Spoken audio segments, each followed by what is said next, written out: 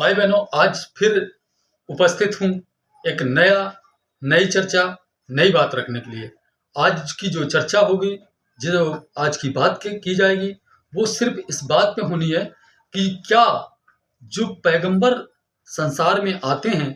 तो इनका सुमिरन हर बार जब जब ये धरा पे आए हैं तो इनका सुमिरन चेंज क्यों रहा है। इस बात पे हम चर्चा करेंगे और आज दास क्लियर भी करेगा कि ऐसा क्यों करते हैं ये। तो सबसे पहले हम इस बात को जानते हैं कि ये जब सतयुग में आए तो इनका सुमिरन क्या था। सतयुग में जब आते हैं तो इनका सुमिरन था ओम नमो वासुदेवा और श्री हरि, ओम नमः शिवाय। इस तरीके इनके सुमिरन रहे, ये जो मौजूदा पैगंबर रहे। और विचार करने की बात यह है कि जब ये मौजूद थे और इन्होंने इनकी जो पूजा करने वाले थे, इनको जो जानने वाले थे, जो इनकी मौजूदगी में जो उन्होंने आनंद उठाया और जो इनके विराट रूप का दर्शन करके आनंद उठाया,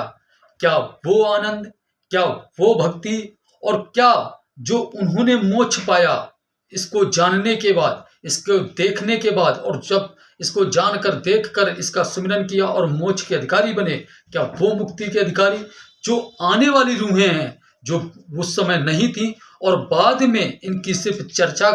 करके इनका नाम रट के, क्या वो आनंद प्राप्त हुआ उनको जो आनंद उस समय मौजूद रूहों ने आनंद उठाया, क्या वो आनंद इन रूहों को मिल पाएगा?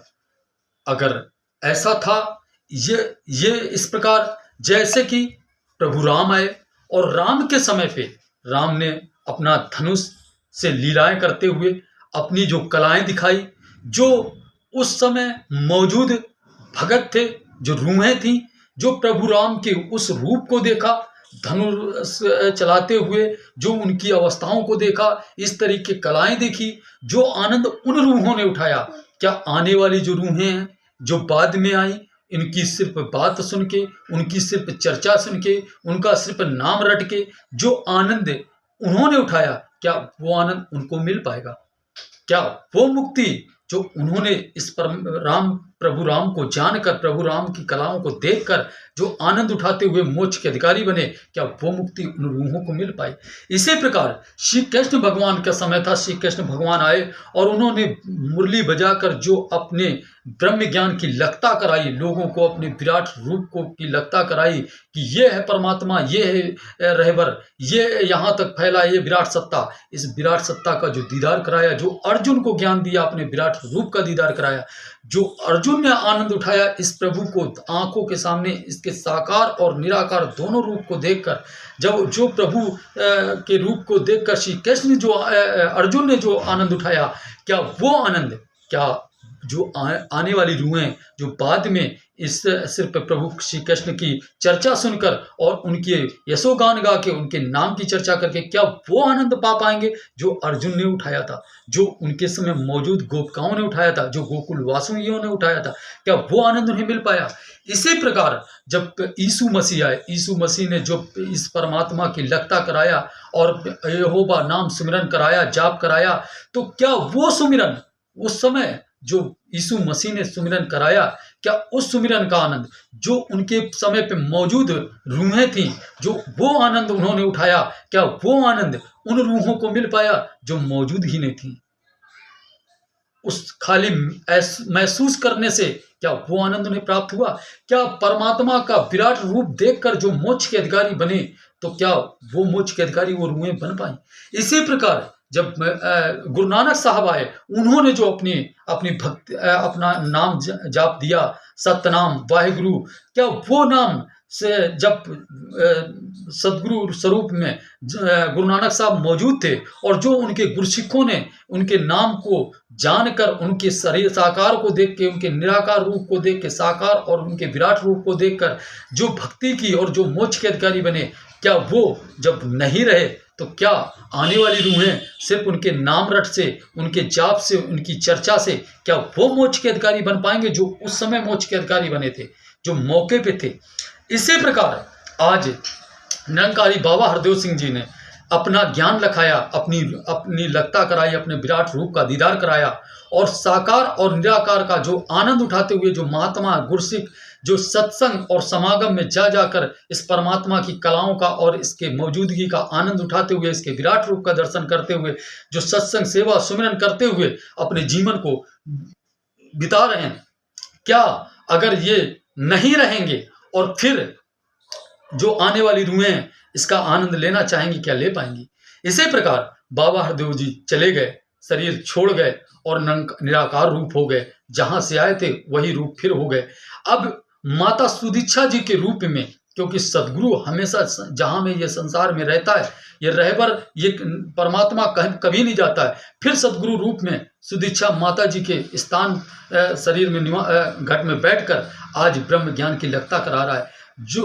और हमें इस परमात्मा का दीदार करा रहा है। तो हम जो आनंद आज सुदीक्षा माता जी की मौजूदगी में उठा पा रहे हैं, तो वो आनंद क्या आने वाली पीढ़ियां, आने वाली रूहें, क्या वो मौजूदगी का आनंद उठा पाएंगी? क्योंकि हर पैगंबर,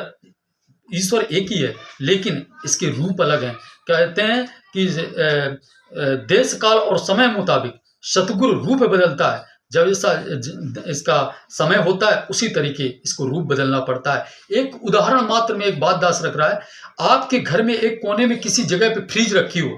और वो फ्रिज आपके घर पे जब मौजूद है, आप उससे पानी पी रहे हैं ठंडा, और पानी पी के जो है आनंद ले रहे हैं फ्रिज का। अगर वो फ्रिज हमारी बेच दी जाए या फ्रिज हमारी वहां से हट जाए, तो क्या हम उस कोने पे खड़े होके उस फ्रिज की गैर मौजूदगी में, उसकी मौजूदगी का, जो मौजूदगी में हम पानी ठंडा पी रहे थे, क्या वो आनंद हमें मिल पाएगा? उसकी सिर्फ उस कोने पे जाके खड़े होने से क्या वो आनंद हमें मिल पाएगा? नहीं मिल पाएगा। इसलिए जब जब संसार में ये पैगंबर धरा पे होता है, तो हमें इसका आनंद, मौके पर रहकर जो आनंद मिलता है, वो आनंद इसके जाने के बाद हमें कभी नहीं मिल सकता। जैसे कि आप विचार करो, प्रभु राम थे सतयुग में, जब त्रेता में जब प्रभु राम थे, त्रेता युग में प्रभु राम थे, और वो आनंद जब हम उठा पा रहे थे, और उनके नाम से मोक्ष मिल जा रहा है, और उनके सिर्फ त्रेता युग के में जो उनका सुमिरन था, और उसी सुमिरन से अगर ये द्वापर में और कलयुग में भी काम चलता रहता, तो फिर क्यों आते ये कृष्ण के रूप में? और अगर कृष्ण के रूप में आए थे, तो इनको सुमिरन चेंज करने की क्या जरूरत थी? क्योंकि राम नाम से रूप तो इन्हीं का था, राम ही कृष्ण थे, कृष्ण ही राम थे। ये सारी दुनिया जानती, सारा संसार जानता था, उसको बताने की जरूरत नहीं है। लेकिन फिर भी इनका सुमिरन चेंज रहा, क्योंकि उस समय जो सुमिरन था वो समय का सुमिरन था, और जो ये था ये समय का सुमिरन है। इसलिए जब मौके पे थे भगवान श्री कृष्ण, तो उन्होंने अपने नाम का अलग दूसरा नाम रटाया, और उस नाम को रटने से लोग मोक्ष के अधिकारी बने। इसी प्रकार से आप एक और उदाहरण दास रखना चाहेगा। हमारे घर में कोई बुजुर्ग व्यक्ति है, और वो मौके पे है, और उसकी मौजूदगी में हम उससे जो भी मदद मांगते हैं वो हमारी मदद कर देता है, और वो चला जाता है शरीर करके, और हम केवल उसकी तस्वीर के सामने उससे अगर हम कोई उससे हम अपने लिए मदद मांगे और वो हमारी मदद कर देता है, तो फिर हमें क्या जरूरत है? हमें कब ये बात का एहसास होगा कि वो नहीं है तो हमें कोई दिक्कत है? कोई दिक्कत नहीं है, क्योंकि हमारा काम चल रहा है। अगर वो नहीं आ रहे हैं तस्वीर से के सामने खड़े होने से, और हमारा काम नहीं बन रहा है, तो हमें उनकी गैर मौजूदगी खलेगी कि यार वो थे तो हमें हमारी मदद हो जाती थी, आज नहीं है तो हमारी मदद नहीं हो रही। तो दास के कहने का भाव मात्र इतना है, और ये जो है इनके जन्म लेने का, जो बार बार आने का और बार बार सुमिरन कराने का इनका उद्देश्य ये था कि जब ये धरा पे आए तो इन्होंने अपने रूप की लगता कराई, अपने विराट रूप का दर्शन कराया। जिनको कराया वो भी चले गए संसार से, और जिन्होंने कराया वो भी चले गए संसार से। तो अब आने वाली रूहें इसको कैसे जान पाएंगे, इनके विराट रूप को? तो इनको स्वयं फिर आना पड़ता है धरा पे, क्योंकि ये एक फैक्ट्री मानिए, कंपनी मानिए। जैसे कि किसी व्यक्ति की एक फैक्ट्री हो और उस पे बनने वाला कोई प्रोडक्ट हो, कोई भी, मान लीजिए एक हम छोटी सी बात, एक बिस्कुट ले लेते हैं, पार्ले जी बिस्कुट है और वो बन रहा है, और वो बिस्कुट की कंपनी किसी और व्यक्ति को भेज दी जाए, तो वो मालिक चेंज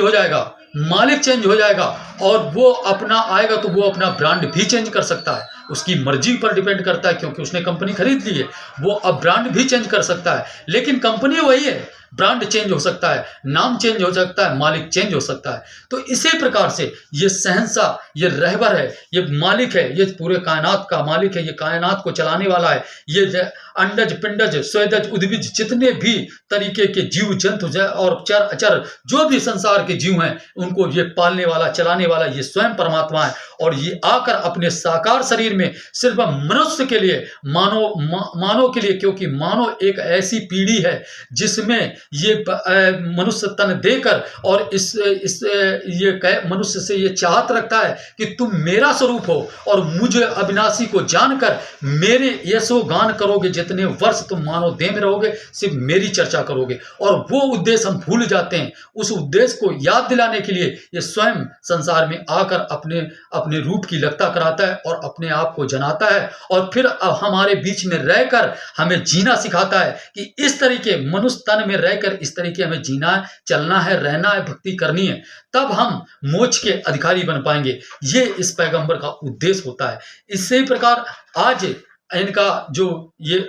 दास ने क्लियर कर दिया कि ये इनके रहने का, आने जाने का ये मात्र उद्देश्य होता है। तो भाई बहनों, आज शायद दास की बात आपको अब तक जो दास ने क्लियर किया है वो आपको समझ में आ गया होगा। तो अब बस अंत में एक ही बात मालिक से कहता है कि आप अब इस समय सदगुरु स्वरूप में सदीक्षा माता जी हैं। अगर आप इसके बारे में और जानकारी करना चाहते हैं तो नज़दीकी निरंकारी भवन में जाइए और इस परमात्मा के बारे में जानकारी कर सकते हैं। और दास तो आगे कोई वीडियो डालेगा तो उसमें और भी आगे जानकारी देगा। अब बस आखिरी दास यहीं से अपने वीडियो खत्म करते हुए सबका भला करो भगवान, सबका सब विधि हो कल्याण, प्यार से कहिए धन्यवाद।